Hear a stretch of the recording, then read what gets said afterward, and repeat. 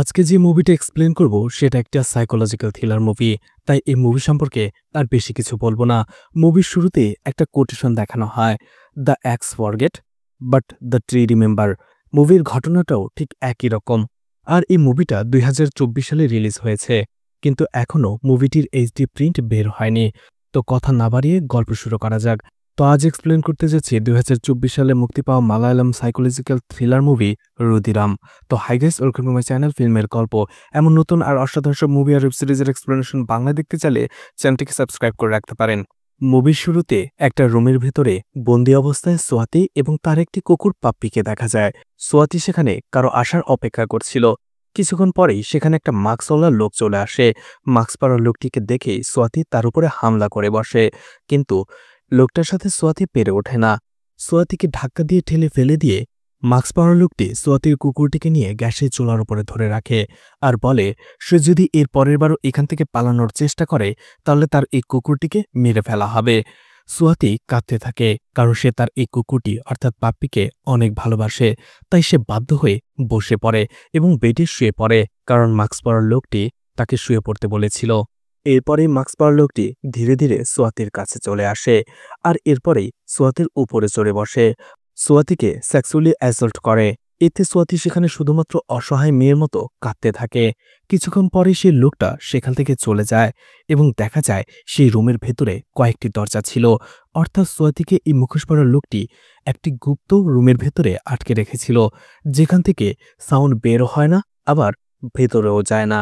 গুপ্ত room থেকে বের হওয়ার পরেই দেখা যায় সেই মুখোশ পরার লোকটি নিজের বাড়িতেই একটা গুপ্ত রুমে হয়তোবা সোয়াতিকে আটকে রেখেছিল, কারণ বাড়ির বাইরেটা অর্থাৎ বাইরের অংশটা একেবারে স্বাভাবিক। সেখানে দেখে কেউ মনেই করবে না বা সন্দেহই করবে না যে এখানে একটি মেয়েকে আটকে রাখা হয়েছে।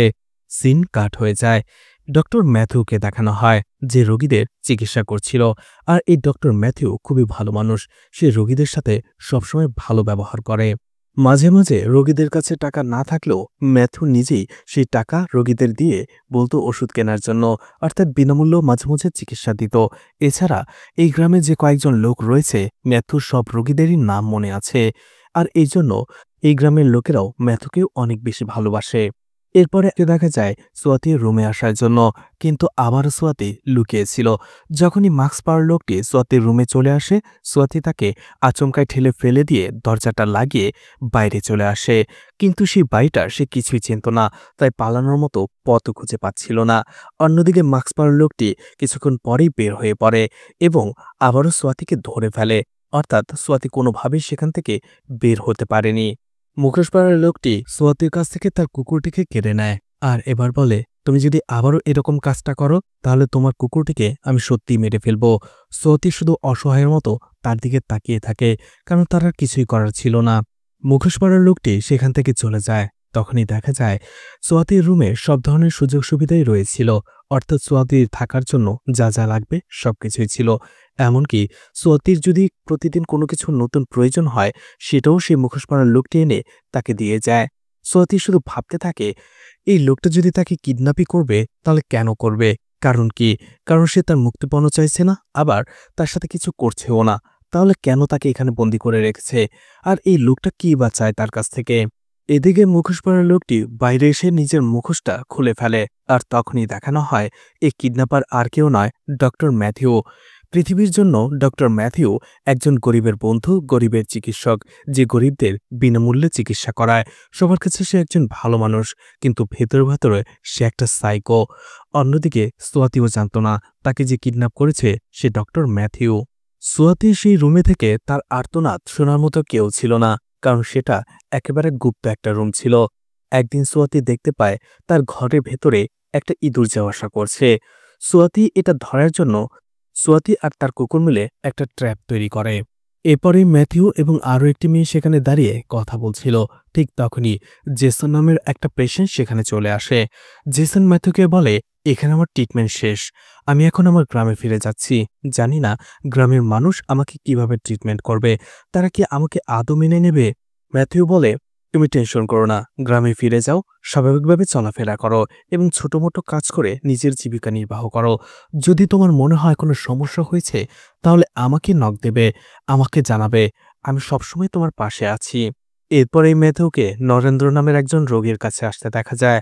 নরেন্দ্র প্যারালাইজ ছিল, সে কথা পর্যন্ত বলতে পারত না। আর এই জন্য ম্যাথিউ তার চিকিৎসা করত। এই জন্য ম্যাথিউ মাঝে মধ্যে নরেন্দ্রর বাড়িতে আসা যাওয়া করত। সেখানে ম্যাথিউ নরেন্দ্রের স্ত্রীকে বুঝিয়ে দেয় যে কিভাবে নরেন্দ্রর এক্সারসাইজ করতে হবে, যাতে করে তার শরীরে বা হাত পায়ে মুভমেন্ট করতে পারে। একটু পরেই নরেন্দ্রর স্ত্রী সেখান থেকে ম্যাথিউর জন্য চা নিয়ে আসতে যায়। ঠিক তখনই ম্যাথিউ তার আসল রূপ দেখায়। সেই নরেন্দ্রকে সেখানে সে টর্চার করতে থাকে, তার মুখ চেপে ধরে রাখে, বুকে মারধর করতে থাকে। আর এই সবকিছু সহ্য করছিল নরেন্দ্র, কারণ সে কিছুই বলতে পারছিল না। একটু পরে দেখা যায় ম্যাথিউ তাকে একটা মোবাইলে ভিডিও দেখায়, যে ভিডিওটা নরেন্দ্র কোনোভাবেই দেখতে পারছিল না। সে চোখ বন্ধ করে রাখছিল। একটু পরে নরেন্দ্রের স্ত্রী ম্যাথিউর জন্য চা নিয়ে আসে। আর তখনই ম্যাথিউ আবারও ঠিকঠাক মতো একেবারে ভদ্রভাবে ব্যবহার করতে থাকে। নরেন্দ্র যেহেতু কথা বলতে পারছিল না, তাই সে অনেকবার চোখ দিয়ে ইশারা করে তার স্ত্রীকে বোঝানোর চেষ্টা করে, কিন্তু তার স্ত্রী এর কিছুই বুঝতে পারে না। অন্যদিকে ম্যাথিউ নরেন্দ্রের স্ত্রীকে বলতে থাকে, স্যার দিন দিন উন্নতি করছে, আর এভাবে চলতে থাকলে স্যার একেবারে কমপ্লিটলি সুস্থ হয়ে যাবে। কিন্তু ঘটনা ছিল উল্টো। আসলে ম্যাথিউ নরেন্দ্রকে সুস্থ করার পরিবর্তে তাকে আরো দিনে দিনে অসুস্থ করে ফেলছিল। এরপরে ম্যাথিউকে দেখা যায় তার বাড়িতে আসার পরে ফুল ভলিউম দিয়ে মিউজিক শুনতে আর সেটা এনজয় করতে। কিন্তু আশ্চর্যের বিষয় হচ্ছে, সে মিউজিকের একটি স্পিকার ছিল সোয়াতির রুমে, আর সেটা একেবারে জোরে বাজানো হচ্ছিল, যার ফলে সোয়াতি এবং তার কুকুর সে মিউজিক একেবারে সহ্য করতে পারছিল না। তারা কান চেপে ধরে রাখছিল। আর এভাবে সোয়াতি এবং তার কুকুরকে ম্যাথিউ অনেকক্ষণ ধরে টর্চার করে। আর অবশেষে অনেক রাতে সোয়াতি ঘুমিয়ে পড়ে। সোয়াতি সকালেই যখন ঘুম থেকে ওঠে, তার নিজেকে অনেক টায়ার্ড মনে হয়। গতকাল রাতে সে যে ইঁদুরটা ধরে বালতির নিচে রেখেছিল সেটাই দেখার জন্য সোয়াতি যায়। সোয়াতি দেখতে পায় সেই ইঁদুরটা নিচ দিয়ে গর্ত করে সেখান থেকে বের হয়ে অন্য কোথাও চলে গেছে।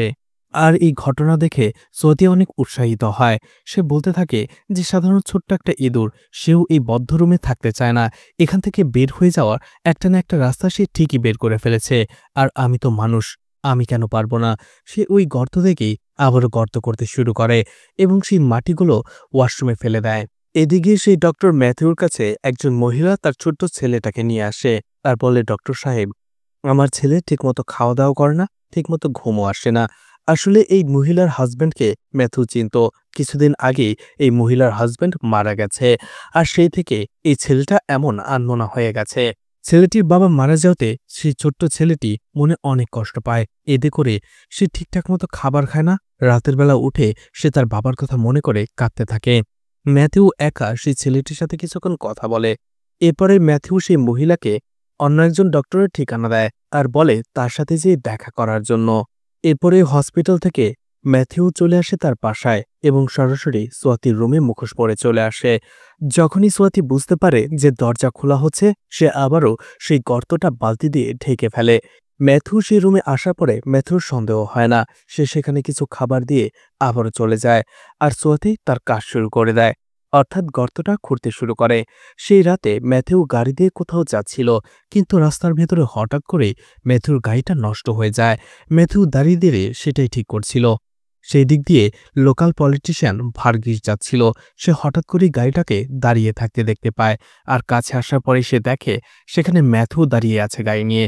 এই জন্য ভার্গিস ম্যাথিউকে সাহায্য করার জন্য এগিয়ে আসে আর সাহায্য করতে থাকে। কিন্তু ম্যাথিউ তখনই হঠাৎ করে পেছন থেকে ভার্গিসকে আক্রমণ করে বসে এবং তার হাত পা বেঁধে তাকে আহত করে অন্য একটি রুমে এনে বেঁধে রাখে। তার হাত পা মুখ বেঁধে রেখেছিল এবং তাকে একটা নেশাগ্রস্ত ইঞ্জেকশন পুশ করে দেয়। এরপরেই ম্যাথিউ ভার্গিসের দাড়ি মুছ কেটে ফেলে এবং তাকে একজন মেয়েদের মতো সাজাতে থাকে, এমনকি তাকে শাড়িও পরায়। এদিকে সোয়াতি সেই গর্তটা খুঁড়েই চলছিল। অনেকক্ষণ খোঁড়ার পরে একটা সময় সেদিক দিয়ে সে একটু আলো দেখতে পায়। আর তখনই সোয়াতি চিৎকার করতে থাকে যে আমাকে এখানে কেউ বন্দি করে রেখেছে, আমাকে বাঁচান। কিন্তু তার চিৎকার শোনার মতো সেখানে কোনো লোকই ছিল না। আসলে ম্যাথিউর বাড়িটা গ্রামের মধ্যে ছিল না, একটু পাহাড়ি জায়গায় আলাদা একটা জায়গায় ছিল, যার ফলে আশেপাশে কোনো মানুষও ছিল না। সোয়াতির চিৎকারও কেউ শুনতে পারছিল না। এতে সোয়াতি হতাশ হয়ে কাঁদতে শুরু করে। সেই রাতেই প্রচণ্ড বৃষ্টি শুরু হয়, যার ফলে সোয়াতি যে গর্তটা করেছিল সেই গর্তের ভেতর দিয়ে ঘরের ভেতরে পানি আসতে শুরু করে। আর এটা দেখে সোয়াতির সাথে সাথেই সে পানিগুলো ওয়াশরুমে ফেলতে শুরু করে। যদি এটা ম্যাথিউ এসে দেখে ফেলে তাহলে তাকে আরও মারধর করবে, টর্চার করবে, এমনকি তার পালিয়ে যাওয়ার শেষ সুযোগটাও নষ্ট হয়ে যাবে। সারা রাত ধরে সে এই কাজ করে। একটা সময় বৃষ্টি আরও বেড়ে যায় আর সোয়াতিও হতাশ হয়ে হাল ছেড়ে দেয়, কারণ সে প্রচণ্ড ক্লান্ত হয়ে গিয়েছিল আর সেখানেই ঘুমিয়ে পড়ে। সকালবেলাতে সে দেখতে পায় প্রচণ্ড বৃষ্টিপাতে কাদায় সে যে গর্তটা করেছিল সেটা বন্ধ হয়ে গেছে। এটা দেখার পরে সোয়াতি আরও বেশি হতাশ হয়ে পড়ে। এদিকে রাতের বেলা ম্যাথিউকে আবারও তার সেই রোগী জেসনের সাথে দেখা করতে দেখা যায়। আসলে সে জেসনকে তার গ্রাম থেকে ডেকে পাঠিয়েছিল তার বাসায় তাকে কাজ দেবে বলে। জেসনও তাই খুশি হয়ে সেখানেই চলে এসেছিল। জেসন এবং ম্যাথিউ সেখানে বসেই মদ খেতে থাকে।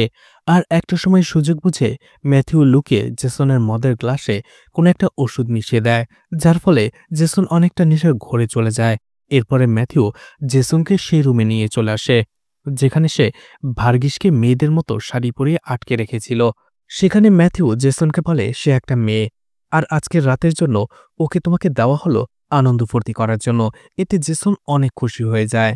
যদিও ভার্গিস বারবার বলছিল যে আমি কোনো মেয়ে নই, কিন্তু সেই ওষুধের নেশায় জেসন তাকে মেয়ে হিসেবে দেখছিল। আর জেসন সেখানে ম্যাথিউকে রেপ করার চেষ্টা করে। এরপরেই আমাদের ছোট্ট একটা ফ্ল্যাশব্যাক দেখানো হয়। সোয়াতি ছোট্টবেলায় আম পাড়ার চেষ্টা করছিল, কিন্তু বারবার তার নিশানা অন্যদিকে চলে যাচ্ছিল, আর এতে সোয়াতি হতাশ হয়ে পড়ে। এরপরেই সোয়াতির দাদি যখন এটা দেখে সে সোয়াতিকে বোঝায়, প্রথমবার কোনো কাজ করতে গেলে হতাশা আসবেই।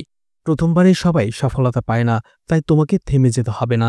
তুমি বারবার চেষ্টা করবে, আর দেখবে একবার নয় দুইবার নয়, কিন্তু একবার না একবার তুমি ঠিকই পেরে যাবে। ঠিক তখনই সোয়াতির ঘুম ভেঙে যায়। অর্থাৎ সোয়াতি তার এই দাদির কথাগুলো স্বপ্নে দেখছিল।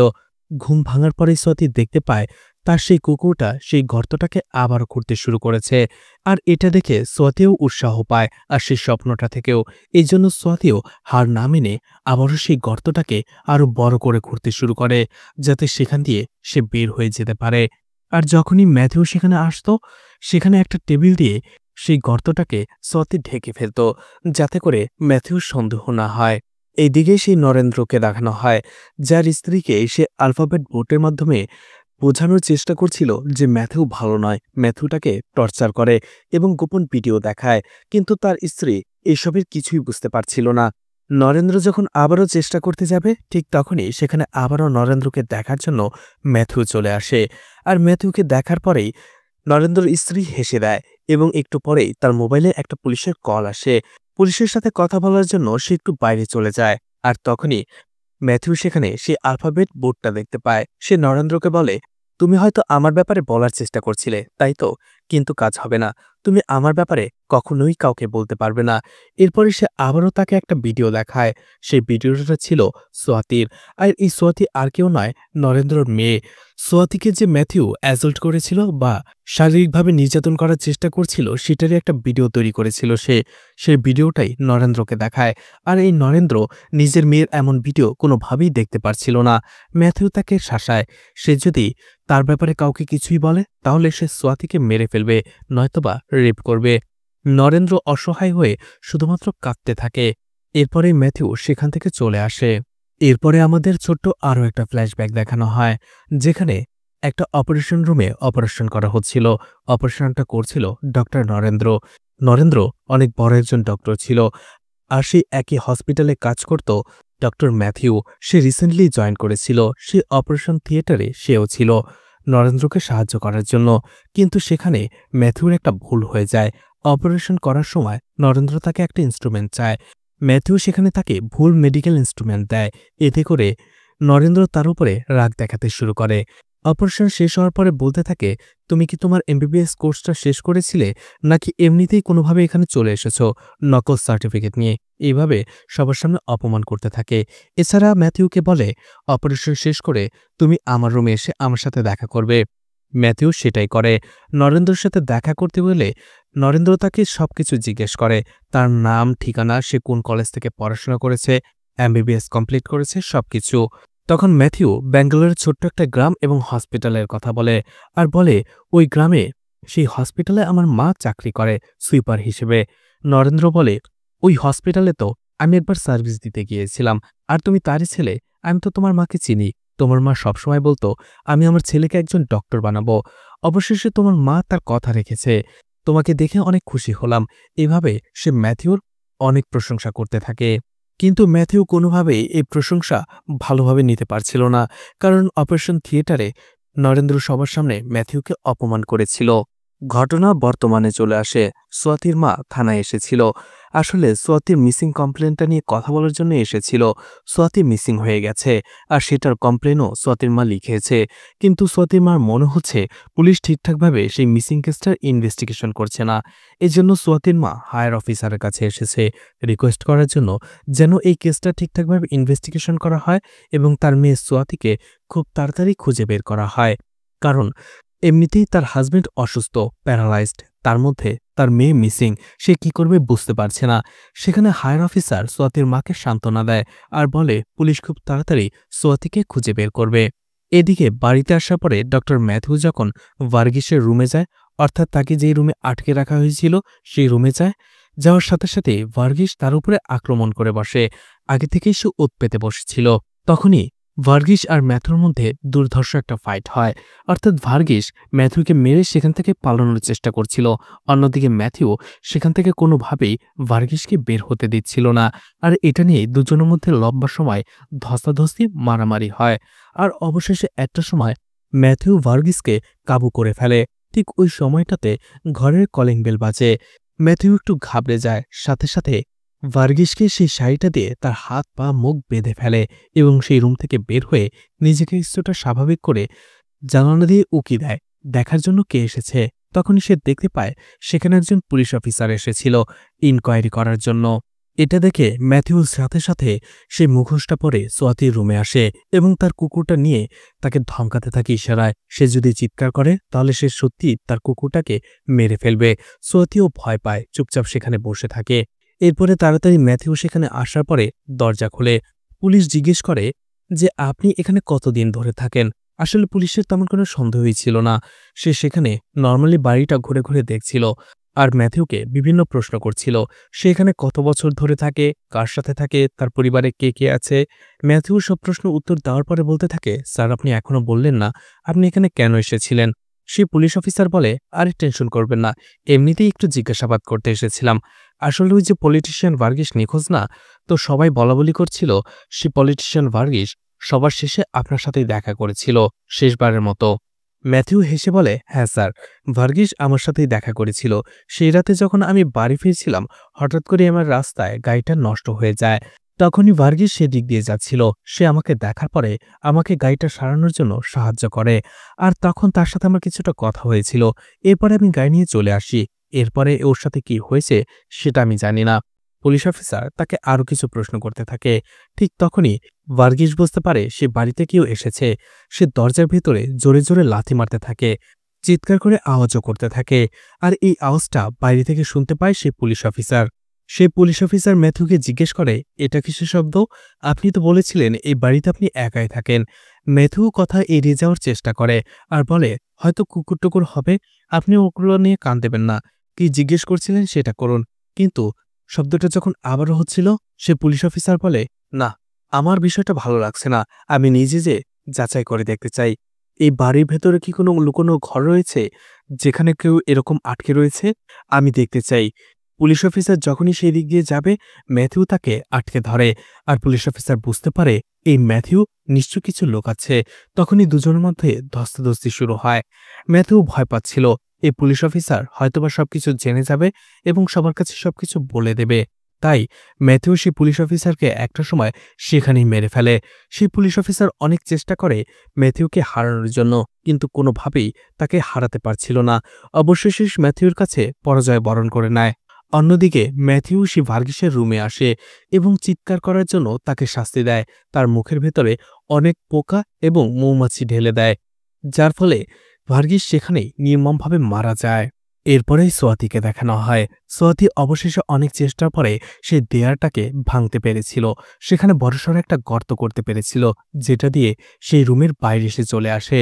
আর এরপরেই যখনই সে পালাতে যাবে তখনই তার মনে হয় ম্যাথিউর কাছে তার কুকুরটা রয়েছে।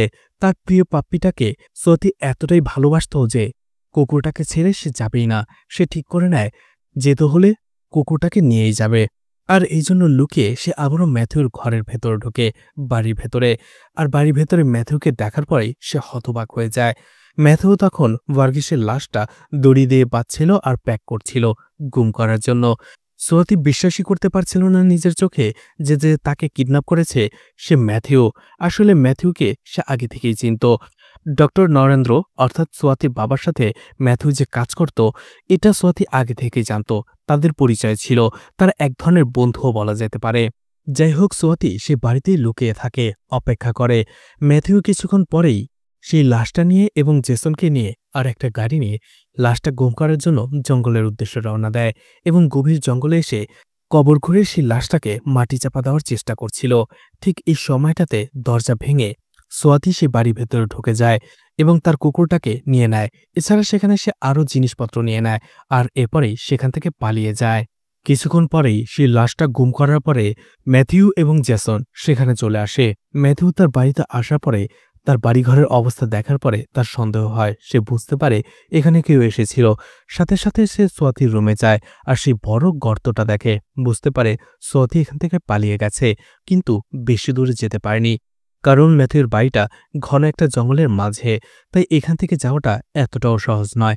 সাথে সাথে জেসনকে নিয়ে আর একটা গান নিয়ে সে জঙ্গলের ভেতরে দৌড়াতে শুরু করে আর সোয়াতিকে খুঁজতে শুরু করে।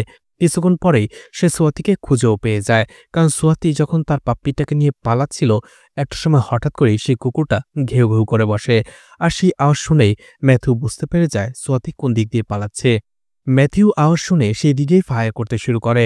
অন্যদিকে সোয়াতি তার কুকুরটাকে কাঁধে নিয়ে দৌড়াতে শুরু করে, প্রাণপণে দৌড়ায়। আর এভাবে দুজনের মধ্যে অনেক দৌড়াদৌড়ি হয়। একটা সময় হঠাৎ করেই সোয়াতির পা একটা ফাঁদে আটকে যায়। অর্থাৎ সেই জঙ্গলে যারা পশু শিকার করত তারা সেই পশু শিকার করার জন্য বিভিন্ন ফাঁদ পেতে রেখেছিল। সেই ফাঁদগুলোর মধ্যে একটাই পা দিয়ে বসে সোয়াতি। তার পা অনেকটা জখম হয়ে যায়, সে ব্যথায় চিৎকার করতে থাকে, কিন্তু তারপরও পালাতে তো হবে। অনেক কষ্টে সেই ফাঁদ থেকে নিজের পাটাকে বের করে, সেখান থেকে রক্ত পড়ছিল। সোয়াতি নিজের পাটাকে কোনোভাবে বেঁধে রক্ত পড়া বন্ধ করে এবং সেই ক্ষত পা নিয়ে দৌড়াতে শুরু করে আবার। এদিকে ম্যাথিউ আর জেসন তারাও দৌড়াচ্ছিল। কিছুক্ষণ পরে আবারও সোয়াতির কুকুরটা ঘেউ ঘেউ করে উঠে আর ম্যাথিউ সেই দিক দিয়ে আবারও গুলি করে বসে। আর এবার গুলিটা সোয়াতির পাপ্পির মাথায় লাগে, যার ফলে সেটা সেখানেই মারা যায়। আর এতে সোয়াতি প্রচণ্ড কষ্ট পায়, কারণ এই পাপ্পিটা ছোটবেলা থেকেই তার সাথে ছিল, এটা তার ফ্যামিলি মেম্বারের মতো। সে কাঁদতে থাকে আর অবশেষে সোয়াতি সেই কুকুরটাকে সেখানেই রেখে সামনে এগিয়ে যায়। সেখানে সে পুরাতন একটা বাড়ি দেখতে পায়, যেখানে কেউ পশু শিকারের জন্য কিছু জিনিসপত্র এবং যন্ত্রপাতি আর অস্ত্রশস্ত্র মজুত করে রেখেছিল। সোয়াতি সেগুলো দেখতে পায়। সোয়াতি প্রচণ্ড কষ্টে ছিল। একে তো ম্যাথিউ তার বন্ধু ছিল, কিন্তু সেই বন্ধুই পিছনে ছুরি মেরেছে। অন্যদিকে তার ছোটবেলার খেলার সাথে পাপ্পিকে ম্যাথিউ মেরে ফেলেছে। সোয়াতি বুঝতে পেরেছে ম্যাথিউ একটা সাইকো, আর তাই সে সিদ্ধান্ত নেয় এই ম্যাথিউকে সে শাস্তি দেবে। ম্যাথিউ আর জেসনকে সে মেরে ফেলবে। এরপরে আওয়াজ করে সে একটা ফাঁদ তৈরি করে আর জেসনকে তার দিকে ডাকে। আর এই জেসনকে হয়তোবা ম্যাথিউ কোনো ওষুধ বা ইঞ্জেকশন দিয়ে রেখেছিল, যার ফলে ম্যাথিউ তাকে যা বলতো জেসন সেটাই করে। সেখানে সোয়াতির উপরে হামলা করে বসে জেসন, কিন্তু সোয়াতিও তার উপরে হামলা করছিল।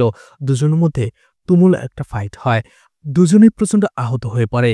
সোয়াতি কোনোভাবে জেসনকে হারাতে পারছিল না, অন্যদিকে জেসনও কোনোভাবে সোয়াতিকে হারাতে পারছিল না। কিন্তু সোয়াতি হেরে যাবার পাত্রী নয়, আর অবশেষে একটা সময় জেসনকে সে মেরে ফেলে। এদিকে ম্যাথিউ জেসন আর সোয়াতিকে খুঁজে বেড়াচ্ছিল। ঠিক তখনই সে একটা নদীর পাশেই জেসনের লাশ পড়ে থাকতে দেখে। ম্যাথিউ বুঝতে পারে এই কাজটা সোয়াতির, আর সোয়াতির আশেপাশেই রয়েছে। সে গান পয়েন্ট আউট করে আশপাশটা খুঁজতে থাকে। ঠিক তখনই গাছের আড়াল থেকে সোয়াতি তীর দিয়ে ম্যাথিউর উপরে হামলা করে বসে, আর ম্যাথিউ সেদিক দিয়ে গুলি করতে থাকে। আর একটা সময় অবশেষে দুইজনের ফেস অফ হয়ে যায়। দুজনে তুমুল ফাইট শুরু করে। কেউ কাউকে ছেড়ে কথা বলছিল না, আর কেউ কারোর সাথে পেরেও উঠছিল না। দুজনেই আহত হয়ে গিয়েছিল, কিন্তু তারপরও তারা ফাইট চালিয়ে যাচ্ছিল। অবশেষে একটা সময় ভাগ্যক্রমে ম্যাথিউ তার গানটা হাতে পেয়ে যায় এবং সে সোয়া থেকে গান পয়েন্ট আউট করে। এই সিন এখানেই কাট হয়ে যায়। ঘটনা আবারও সেই ফ্ল্যাশব্যাকে চলে যায়, যেখানে ডক্টর নরেন্দ্র ম্যাথিউকে তার রুমে ডেকেছিল এবং তার ব্যাপারে জিজ্ঞাসাবাদ করছিল। যখনই নরেন্দ্র জানতে পারে ম্যাথিউ সেই মহিলার ছেলে যে তার সাথে একই হসপিটালে কাজ করত সুইপার হিসেবে, তখন একটা সময় নরেন্দ্র এপ্রিসিয়েট করার নামে ম্যাথিউর কাছে চলে আসে এবং তাকে বিভিন্ন জায়গায় টাচ করতে থাকে, মানে তাকে হ্যারাস করছিল সেক্সুয়ালি। আর এটা দেখে ম্যাথিউ পেছনে সরে যায়, কিন্তু ডক্টর নরেন্দ্র তাকে যেতে ধরে আর বলে, তুমি আমাকে মানা করবে কি করে? তোমার মাই তোমাকে মানা করতে পারেনি। তুমি জানো, তোমার মা প্রতিদিন আমাকে অনেক খুশি করত। তোমার মা অনেক ভালো মানুষ ছিল। আমি না চাইতেই সে আমাকে অনেক কিছু দিয়েছে। আমি তোমার মাকে অনেক মিস করি। তোমার মা এতদিন আমাকে খুশি করেছে, আর এখন তুমি আমার কাছে এসেছ। তোমাকেও আমাকে খুশি করতে হবে। এই কথা শুনে ম্যাথিউ যেন আকাশ থেকে পড়ে। ডক্টর নরেন্দ্রের কথাগুলো সে কোনোভাবে মেলাতে পারছিল না। ম্যাথিউ সেখান থেকে চলে আসে। ডক্টর নরেন্দ্র হাসতে থাকে। ম্যাথিউ তার রুমে আসার পরে কাঁদতে থাকে। আর ঠিক তখনই সে একটা ম্যাগাজিন দেখতে পায় যেখানে ডক্টর নরেন্দ্র ফ্যামিলি ফটো ছিল। ম্যাথিউ বুঝতে পারে এই ডক্টর নরেন্দ্র ভালো মানুষের মুখোশের আড়ালে আসলে একটা নরপিশাচ, যে মানুষের সুযোগ নিয়ে তাদের সাথে খারাপ ব্যবহার করে, তাদেরকে রেপ করে। তখনই ম্যাথিউ ছোটবেলার একটা ঘটনা মনে পড়ে। ছোটবেলায় ম্যাথিউ সবসময় অপেক্ষা করত কখন তার মা কাজে থেকে ফিরবে। তার মা যখন কাজে থেকে ফিরত, ম্যাথিউ তার মাকে জিজ্ঞেস করত, মা তুমি এত দেরি করে কাজ থেকে ফিরে আসো কেন?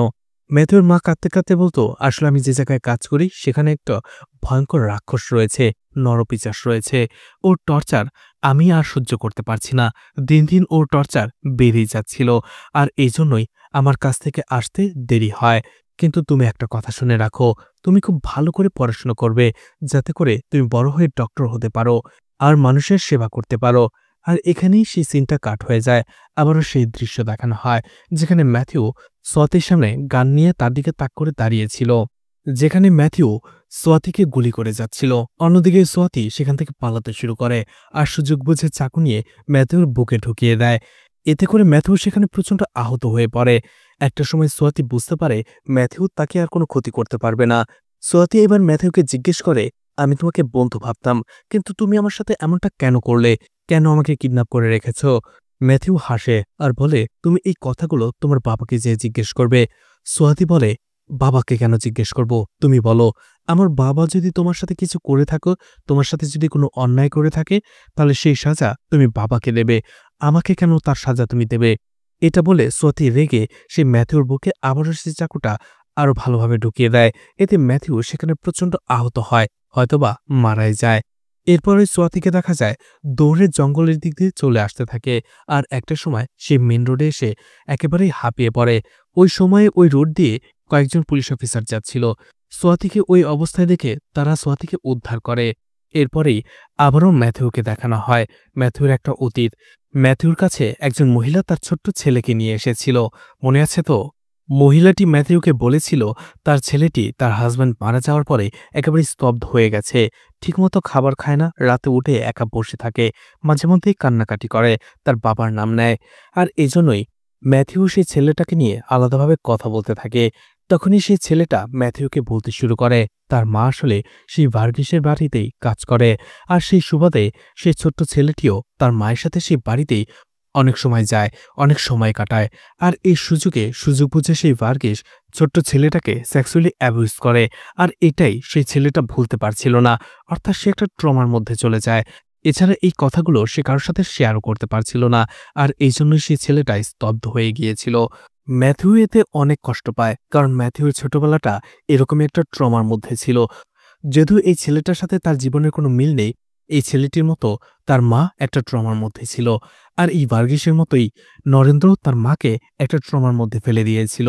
আর এই জন্য ম্যাথিউ ঠিক করে নেয় সেই ছোট্ট ছেলেটার হয়ে সে প্রতিশোধ নেবে। সে সুযোগ বুঝে সেদিন ভার্গিসকে নিজের বাড়িতে আটকে রাখে, আর এরপরে সে ছেলেটাকে নিয়ে আসে। সে ছেলেটার সামনেই সে ভার্গিসের দাড়ি চুল সবকিছু কেটে দেয়, তাকে মেয়েদের মতো সাজায় এবং তাকে টর্চার করে, যাতে করে ছোট্ট ছেলেটা তার ট্রমা থেকে বের হয়ে আসতে পারে এবং বড় হয়ে একটা স্বাভাবিক জীবন ফিরে পায়। আর একটা সময় সে ভার্গিসকে মেরে ফেলেছিল, আর সেই পুলিশ অফিসারকে বাধ্য হয়ে তাকে মারতে হয়েছিল। এদিকে সোয়াতিকে দেখা যায় সে ঠিকঠাক হয়ে অবশেষে তার বাড়িতে ফেরে। সে হয়তো জানতে পেরেছিল আসল সত্যটা কি, ম্যাথিউ কেন তাকে আটকে রেখেছিল এবং তার বাবার আজকে এই অবস্থা। সে শুধু নিজেকে আয়নায় তাকিয়ে দেখছিল। সে তার বাবাকে একজন ভালো মানুষ বলে জানত, কিন্তু তার বাবা যে এতটা ঘৃণ্য হতে পারে সেটা সে কল্পনাও করেনি। আর এই জন্যই একটা চাকু নিয়ে সে তার বাবার রুমে যায়।